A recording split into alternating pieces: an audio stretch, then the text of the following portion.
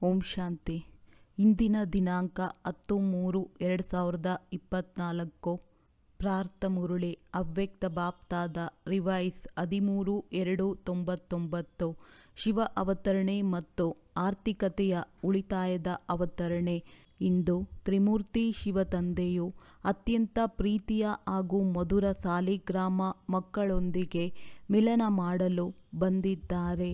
ಇಂದು ಶಿವ ಮತ್ತು ಸಾಲಿಗ್ರಾಮಗಳ ವಿಶೇಷ ದಿನವಾಗಿದೆ.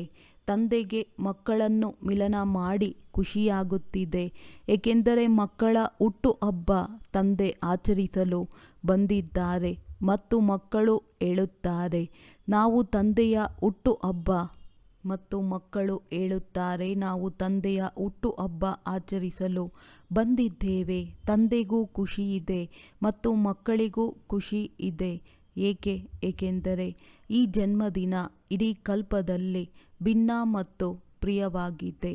ಇಡೀ ಕಲ್ಪದಲ್ಲಿ ಇಂತಹ ಜನ್ಮದಿನವನ್ನು ಯಾರೂ ಆಚರಿಸುವುದಿಲ್ಲ. ತಂದೆ ಮತ್ತು ಮಕ್ಕಳದ್ದು ಒಟ್ಟಿಗೆ ಒಂದೇ ಸಮಯದಲ್ಲಿ ಹುಟ್ಟು ಹಬ್ಬವಿರಲಿ. ಇದು ಮತ್ಯಾವುದೇ ಸಮಯದಲ್ಲಿ ಯಾರದ್ದು ಇರುವುದಿಲ್ಲ. ಆದ್ದರಿಂದ ಮೊದಲನೆಯದಾಗಿ ಬಾಪ್ ದಾದಾರವರು ಮಕ್ಕಳಿಗೆ ಪದಮಾಗುಣ ಶುಭಾಶಯಗಳನ್ನು ಕೊಡುತ್ತಿದ್ದಾರೆ.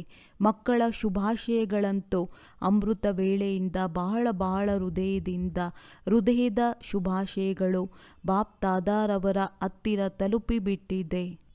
ಮಕ್ಕಳ ಶುಭಾಶಯಗಳಂತೂ ಅಮೃತ ವೇಳೆಯಿಂದ ಬಹಳ ಹೃದಯದ ಶುಭಾಶಯಗಳು ಬಾಪ್ ದಾದಾರವರ ಹತ್ತಿರ ತಲುಪಿಬಿಟ್ಟಿದೆ.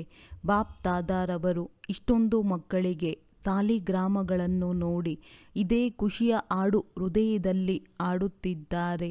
ವಾ ಅಗಲಿ ಮರಳಿ ಸಿಕ್ಕಿರುವ ಮಕ್ಕಳೇ, ವಾ ವಾ ಮುದ್ದು ಮಕ್ಕಳೇ, ವಾ ವಾ ಅಲೌಕಿಕ ಜನ್ಮ, ಅಲೌಕಿಕ ಹುಟ್ಟು ಹಬ್ಬವನ್ನು ಆಚರಿಸುವಂಥವರೇ, ವಾ ಅಂದಾಗ ಬಾಪ್ ದಾದಾರವರು ಪ್ರತಿ ಮಕ್ಕಳಿಗಾಗಿ ವಾಹನ ಗೀತೆ ಹಾಡುತ್ತಿದ್ದಾರೆ. ಏಕೆಂದರೆ ಇಷ್ಟೊಂದು ವಿಶ್ವದ ಆತ್ಮದಲ್ಲಿ ಎಷ್ಟು ಕಡಿಮೆ ನೀವು ಮಕ್ಕಳ ತರಹ ಭಾಗ್ಯವಂತರಾಗಿದ್ದೀರಿ ಮತ್ತು ಮುಂದೆಯೂ ಭಾಗ್ಯವಂತರಾಗಿರುತ್ತಾರೆ. ಅಮರ ಭಾಗ್ಯವಾನ್ ಅರ್ಧಕಲ್ಪ ಇರುತ್ತಾರೆ. ಒಂದು ಜನ್ಮದ ವರದಾನವಲ್ಲ, ಅನೇಕ ಜನ್ಮ ಅಮರ ವರದಾನಿಯಾಗುತ್ತಾರೆ. ಇಂತಹ ಮಕ್ಕಳಿಗೆ ತಮ್ಮ ಸ್ವಮಾನ ಎಷ್ಟು ಸ್ಮೃತಿಯಲ್ಲಿ ಇರುತ್ತದೆ. ಈ ಅಲೌಕಿಕ ಹುಟ್ಟು ಹಬ್ಬ ಅಥವಾ ಅಲೌಕಿಕ ಜನ್ಮದ ಅಕ್ಕುಟ ಆಸ್ತಿ ಅವಿನಾಶಿ ತಂದೆಯು ಜನ್ಮದಿಂದಲೇ ಮಕ್ಕಳಿಗೆ ಕೊಡುತ್ತಾರೆ. ಜನ್ಮದಿಂದಲೇ ಸ್ಮೃತಿಯ ಶ್ರೇಷ್ಠ ತಿಲಕ ಪ್ರತಿ ಮಕ್ಕಳಿಗೆ ತಂದೆಯು ಕೊಟ್ಟು ಬಿಟ್ಟಿದ್ದಾರೆ. ತಿಲಕ ಹಚ್ಚಲಾಗಿದೆಯೇ, ಬ್ರಾಹ್ಮಣ ಜೀವನವಿದೆ ಎಂದರೆ ತಿಲಕವು ಅವಿನಾಶಿಯಾಗಿದೆ. ಬ್ರಾಹ್ಮಣರ ಮಸ್ತಕದಲ್ಲಿ ತಿಲಕ, ಇದು ಶ್ರೇಷ್ಠ ಭಾಗ್ಯದ ಲಕ್ಷಣವಾಗಿದೆ. ನೀವೆಲ್ಲರೂ ಮತ್ತು 4 ಕಡೆಯ ಮಕ್ಕಳು ದೂರ ಕುಳಿತಿದ್ದರೂ ಸಹ ಬಹಳ ಉಮಂಗ ಉತ್ಸಾಹದಿಂದ ಈ ಭಿನ್ನ ಮತ್ತು ಪ್ರಿಯ ಜನ್ಮದಿನವನ್ನು ಆಚರಿಸುತ್ತಿದ್ದೀರಲ್ಲವೇ. ತಂದೆಯು ನಮ್ಮ ಜನ್ಮದಿನವನ್ನು ಆಚರಿಸುತ್ತಿದ್ದಾರೆ ಮತ್ತು ನಾವು ತಂದೆಯ ಜನ್ಮದಿನವನ್ನು ಆಚರಿಸುತ್ತಿದ್ದೇವೆಂದು ಎಲ್ಲರಿಗೂ ಖುಷಿಯಾಗುತ್ತಿದೆ. ಎಷ್ಟು ಖುಷಿ ಇದೆ! ಖುಷಿಯನ್ನು ಅಳತೆ ಮಾಡಲು ಸಾಧ್ಯವೇ? ಅಳತೆ ಇದೆಯೇ? ಈ ಪ್ರಪಂಚದಲ್ಲಿ ಈ ಅಲೌಕಿಕ ಖುಷಿಯ ಯಾವುದೇ ಅಳತೆ ಮಾಡುವ ಸಾಧನವನ್ನು ಕಂಡು ಹಿಡಿದಿಲ್ಲ. ಒಂದು ವೇಳೆ ನಿಮಗೆ ಸಾಗರದಷ್ಟು ಖುಷಿ ಇದೆಯೇ ಎಂದು ಕೇಳಿದರೆ ಏನು ಹೇಳುತ್ತೀರಿ? ಸಾಗರವಂತೂ ಏನೂ ಇಲ್ಲ. ಒಳ್ಳೆಯದು. ಆಕಾಶದಷ್ಟಿದೆಯೇ? ಆಕಾಶದಿಂದಲೂ ಮೇಲೆ ನಿಮ್ಮ ಮನೆ ಇದೆ, ನಿಮ್ಮದು ಸೂಕ್ಷ್ಮ ವತನವಿದೆ. ಇದಕ್ಕಾಗಿ ಯಾವುದೇ ತೂಕ ಅಳತೆ ಇಲ್ಲ, ಇರಲು ಸಾಧ್ಯವಿಲ್ಲ. ಒಂದು ಕೈಯ ಚಪ್ಪಾಳೆ ತಟ್ಟುವಷ್ಟು ಖುಷಿ ಇದೆಯೇ? ಎಲ್ಲರೂ ಚಪ್ಪಾಳೆ ತಟ್ಟಿದರು, ಖುಷಿ ಇದೆ. ಇದರಲ್ಲಂತೂ ಎಲ್ಲರೂ ಕೈ ಎತ್ತಿದ್ದರು. ಶುಭಾಶಯಗಳು. ಈಗ 2ನೇ ಪ್ರಶ್ನೆ ಇದೆ. ತಿಳಿದುಕೊಂಡಿದ್ದೀರಿ, ಅದಕ್ಕೆ ನಗುತ್ತಿದ್ದೀರಿ. ಬಾಪ್ ದಾದಾರವರು ಪ್ರತಿ ಮಕ್ಕಳನ್ನು ಸದಾ ಅರಳಿರುವ ಆತ್ಮಿಕ ಗುಲಾಬಿಯನ್ನು ನೋಡಲು ಬಯಸುತ್ತಾರೆ. ಅರ್ಧ ಅರಳಿರುವವರಲ್ಲ ಸದಾ. ಮತ್ತು ಹೂವು, ಅರಳಿರುವ ಹೂವು ಎಷ್ಟು ಪ್ರಿಯವೆನಿಸುತ್ತದೆ, ನೋಡುವುದರಲ್ಲಿಯೇ ಮಜಾ ಬರುತ್ತದೆ. ಮತ್ತು ಸ್ವಲ್ಪ ಬಾಡಿ ಹೋದರೂ ಏನು ಮಾಡುತ್ತೀರಿ? ದೂರವಾಗಿ ಬಿಡುತ್ತೀರಿ. ಬಾಪ್ ದಾದಾರವರು ದೂರ ಮಾಡುವುದಿಲ್ಲ, ಆದರೆ ಅವರು ಸ್ವಯಂ ದೂರವಾಗಿ ಬಿಡುತ್ತಾರೆ. ಇಂದು ಆಚರಿಸುವ ದಿನವಾಗಿದೆಯಲ್ಲವೇ? ಮುರುಳಿಯನ್ನು ಸದಾ ಕೇಳುತ್ತಿರುತ್ತೀರಿ. ಇಂದು ಬಹಳ ಖುಷಿಯಲ್ಲಿ ಮನಸ್ಸಿನಿಂದ ನೃತ್ಯ ಮಾಡಿರಿ ಮತ್ತು ಆಡಿರಿ. ಮನಸ್ಸಿನಿಂದ ನೃತ್ಯ ಮಾಡಿರಿ, ಕಾಲಿನಿಂದಲ್ಲ. ಕಾಲಿನಿಂದ ನೃತ್ಯ ಮಾಡುವುದು ಆರಂಭಿಸಿದರೆ ಒಡೆದಾಟವಾಗಿ ಬಿಡುವುದು. ಆದರೆ ಮಕ್ಕಳು ನೃತ್ಯವನ್ನು ಮಾಡುತ್ತಿದ್ದಾರೆ ಮತ್ತು ಮಧುರಾತಿ ಮಧುರ ತಂದೆಯ ಮಹಿಮೆ ಮತ್ತು ತಮ್ಮ ಅಲೌಕಿಕ ಮಹಿಮೆಯ ಗೀತೆಯನ್ನು ಬಹಳ ಆಡುತ್ತಿರುವುದನ್ನು ಬಾಪ್ ದಾದಾರವರು ನೋಡುತ್ತಿದ್ದಾರೆ. ಬಾಬಾರವರಿಗೆ ನಿಮ್ಮ ಮನಸ್ಸಿನ ಧ್ವನಿಯು ತಲುಪುತ್ತಿದೆ. ಎಲ್ಲ ದೇಶಗಳಿಂದ ಧ್ವನಿಯು ಬರುತ್ತಿದೆ. ತಂದೆಯ ಧ್ವನಿಯು ಕೇಳುತ್ತಿದ್ದೀರಿ ಮತ್ತು ತಂದೆಯು ಮಕ್ಕಳ ಧ್ವನಿಯನ್ನು ಕೇಳುತ್ತಿದ್ದಾರೆ. ತಂದೆಯು ಹೇಳುತ್ತಿದ್ದಾರೆ, ಏ ವಿಶ್ವದ ಬಹಳ ಸ್ನೇಹಿ ಮಕ್ಕಳೇ, ಚೆನ್ನಾಗಿ ನೃತ್ಯ ಮಾಡಿರಿ, ಚೆನ್ನಾಗಿ ಆಡಿ. ಮತ್ತೇನು ಕೆಲಸವಿದೆ? ಬ್ರಾಹ್ಮಣರ ಕೆಲಸ ಏನಾಗಿದೆ? ಯೋಗ ಜೋಡಿಸುವುದು ಏನಾಗಿದೆ? ಪರಿಶ್ರಮವಿದೆಯೇ? ಯೋಗದ ಅರ್ಥವಾಗಿದೆ ಆತ್ಮ ಮತ್ತು ಪರಮಾತ್ಮನ ಮಿಲನದಲ್ಲಿ ಏನು ಆಗುತ್ತದೆ? ಖುಷಿಯಲ್ಲಿ ನೃತ್ಯ ಮಾಡಿರಿ. ತಂದೆಯ ಮಹಿಮೆಯ ಮಧುರಾತಿ ಮಧುರ ಗೀತೆ ಹೃದಯ ಸ್ವತಃ ಆಡುತ್ತಿದೆ. ಬ್ರಾಹ್ಮಣರ ಕೆಲಸವೇ ಇದಾಗಿದೆ. ಆಡು ಮತ್ತು ನೃತ್ಯ ಮಾಡಿರಿ. ಇದು ಕಷ್ಟವೇ? ನೃತ್ಯ ಮಾಡುವುದು, ಆಡುವುದು ಕಷ್ಟವೇ? ಇಲ್ಲ ಅಲ್ಲವೇ? ಯಾರಿಗೆ ಕಷ್ಟವೆನಿಸುತ್ತದೆ ಅವರು ಕೈ ಎತ್ತಿರಿ. ಇತ್ತೀಚೆಗಂತೂ ನೃತ್ಯ ಮಾಡುವ, ಆಡುವ ಸೀಸನ್ ಆಗಿದೆ. ಅಂದಾಗ ನೀವು ಏನು ಮಾಡಬೇಕು? ನೃತ್ಯ ಮಾಡಿರಿ, ಆಡಿರಿ. ಸಹಜವಾಗಿದೆ ಎಲ್ಲವೇ? ಸಹಜವಾಗಿದೆ ಎಂದ ಮೇಲೆ ಕತ್ತನ್ನು ಅಲುಗಾಡಿಸಿರಿ. ಕಷ್ಟವಿಲ್ಲವೇ? ಉದ್ದೇಶಪೂರ್ವಕವಾಗಿ ಸಹಜದಿಂದ ದೂರವಾಗಿ ಕಷ್ಟದಲ್ಲಿ ಹೋಗಿಬಿಡುತ್ತೀರಿ. ಕಷ್ಟವಿಲ್ಲ, ಬಹಳ ಸಹಜವಿದೆ. ಏಕೆಂದರೆ ತಂದೆಯು ತಿಳಿದುಕೊಂಡಿದ್ದಾರೆ. ಅರ್ಧ ಕಲ್ಪದಿಂದ ಕಷ್ಟದ ಜೀವನ ನಡೆಸಿದ್ದಾರೆ. ಇದಕ್ಕಾಗಿ ಈ ಸಮಯ ಸಹಜವಾಗಿದೆ. ಕಷ್ಟದ್ದು ಏನಾದರೂ ಇದೆಯೇ? ಕೆಲವೊಮ್ಮೆ ಕಷ್ಟವೆನಿಸುತ್ತದೆಯೇ?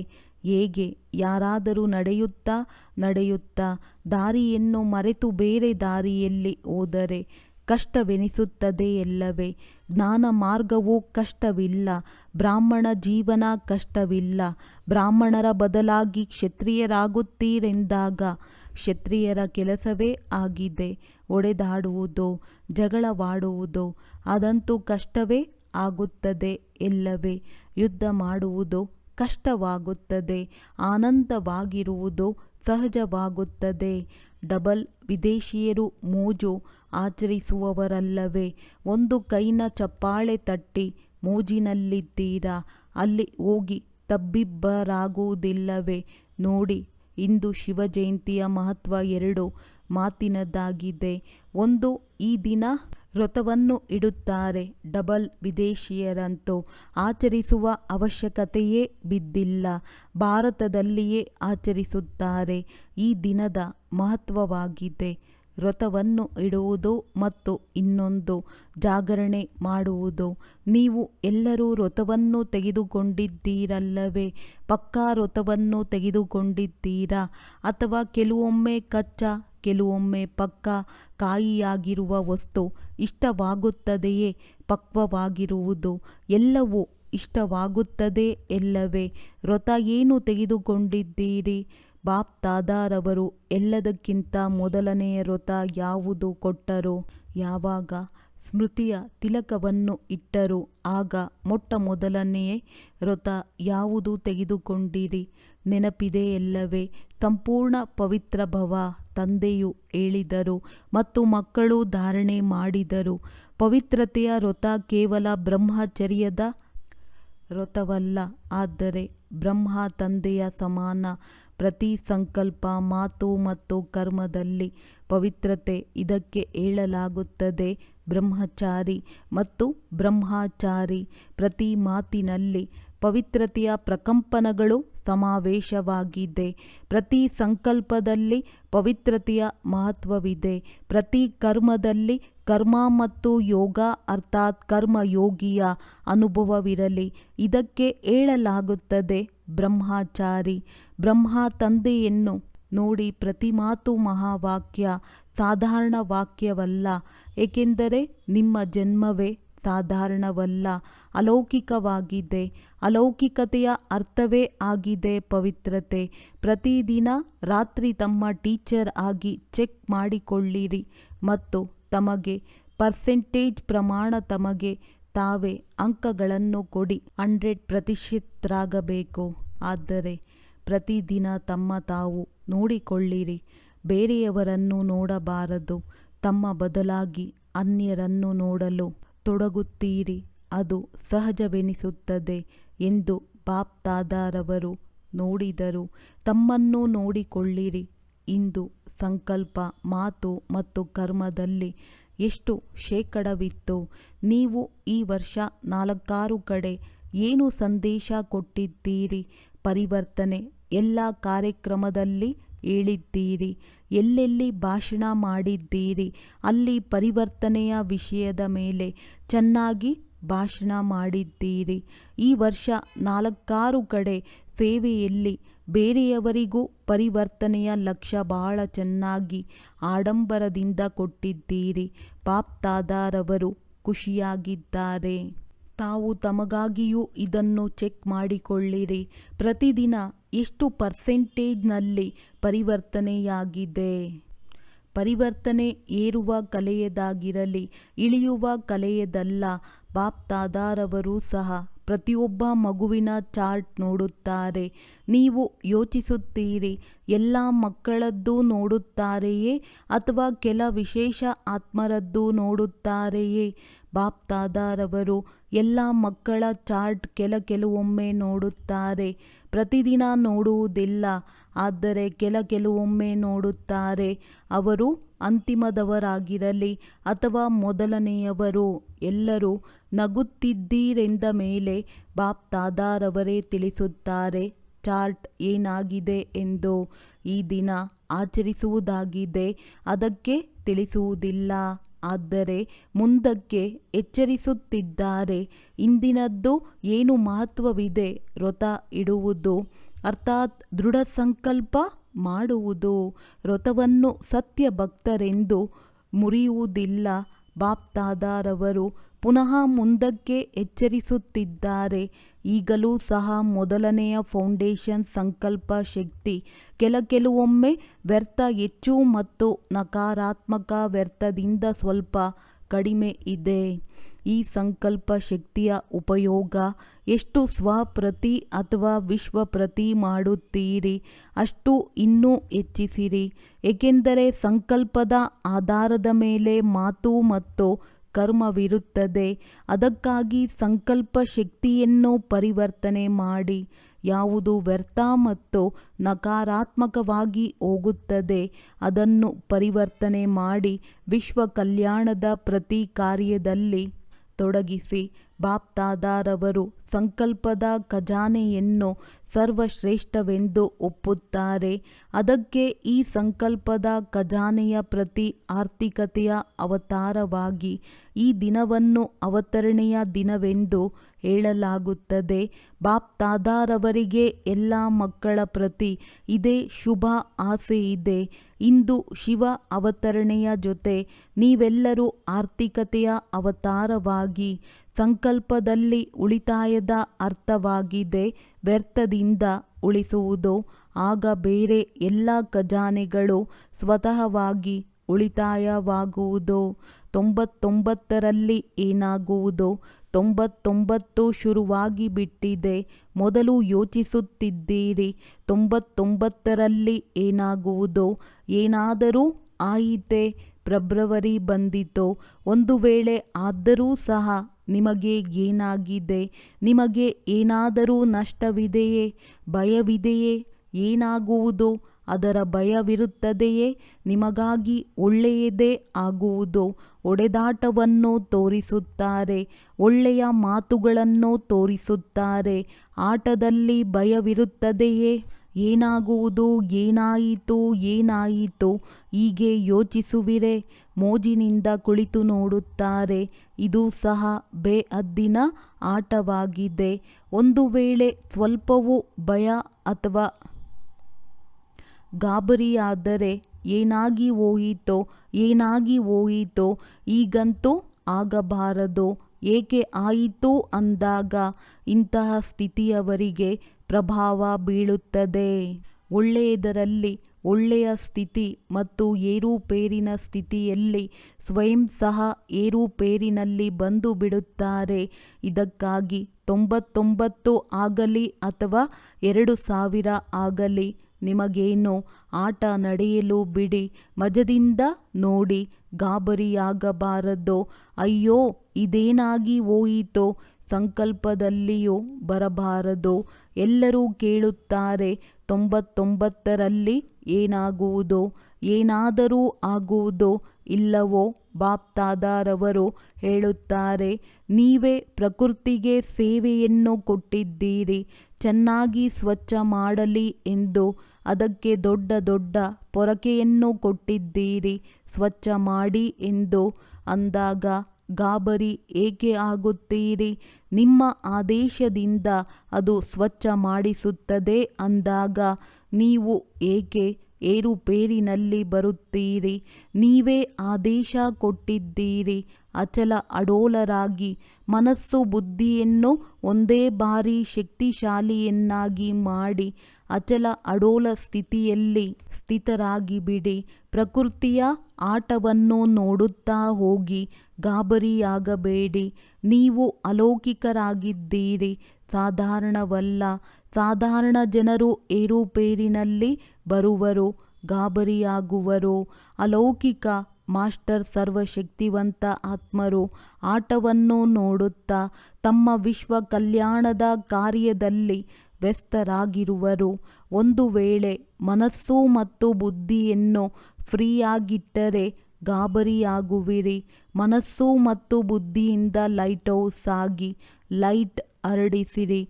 ಈ ಕಾರ್ಯದಲ್ಲಿ ವ್ಯಸ್ತರಾಗಿ, ಆಗ ವ್ಯಸ್ತ ಆತ್ಮರಿಗೆ ಭಯವಾಗುವುದಿಲ್ಲ, ಸಾಕ್ಷಿತನವಿರುವುದು. ಬೇರೆ ಏನು ಏರುಪೇರಿದ್ದರೆ ತಮ್ಮ ಬುದ್ಧಿಯನ್ನೂ ಸಹ ಸ್ಪಷ್ಟವಾಗಿಟ್ಟುಕೊಂಡು ಏಕೆ, ಏನು, ಇದರಲ್ಲಿ ಬುದ್ಧಿಯನ್ನು ವ್ಯಸ್ತವಾಗಿ ಅಥವಾ ತುಂಬಿಸಿಟ್ಟುಕೊಳ್ಳಬೇಡಿ, ಖಾಲಿ ಇಟ್ಟುಕೊಳ್ಳಿ. ಒಬ್ಬ ತಂದೆ ಮತ್ತು ನಾನು. ಆಗ ಸಮಯ ಅನುಸಾರ ಪತ್ರ, ಟೆಲಿಫೋನ್, ಟಿವಿ ಅಥವಾ ನಿಮ್ಮ ಮುಂದೆ ಏನೆಲ್ಲ ಸಾಧನಗಳು ಇವೆ ಅವು ತಲುಪಿಲ್ಲವೆಂದರೂ ಬಾಪ್ದಾದಾರವರ ಡೈರೆಕ್ಷನ್ ಸ್ಪಷ್ಟವಾಗಿ ಗೊತ್ತಾಗುತ್ತದೆ. ಕ್ಯಾಚ್ ಮಾಡುವಿರಿ. ಈ ವಿಜ್ಞಾನದ ಸಾಧನಗಳನ್ನು ಎಂದು ಆಧಾರವನ್ನಾಗಿ ಮಾಡಿಕೊಳ್ಳಬೇಡಿ, ಉಪಯೋಗಿಸಿ. ಆದರೆ ಸಾಧನಗಳ ಆಧಾರದ ಮೇಲೆ ತಮ್ಮ ಜೀವನವನ್ನು ಮಾಡಿಕೊಳ್ಳಬೇಡಿರಿ. ಕೆಲವೊಮ್ಮೆ ವಿಜ್ಞಾನದ ಸಾಧನವಿದ್ದರೂ ಉಪಯೋಗಿಸಲು ಸಾಧ್ಯವಿಲ್ಲ. ಇದಕ್ಕಾಗಿ ಸೈಲೆನ್ಸ್ನ ಸಾಧನವಾಗಿದೆ.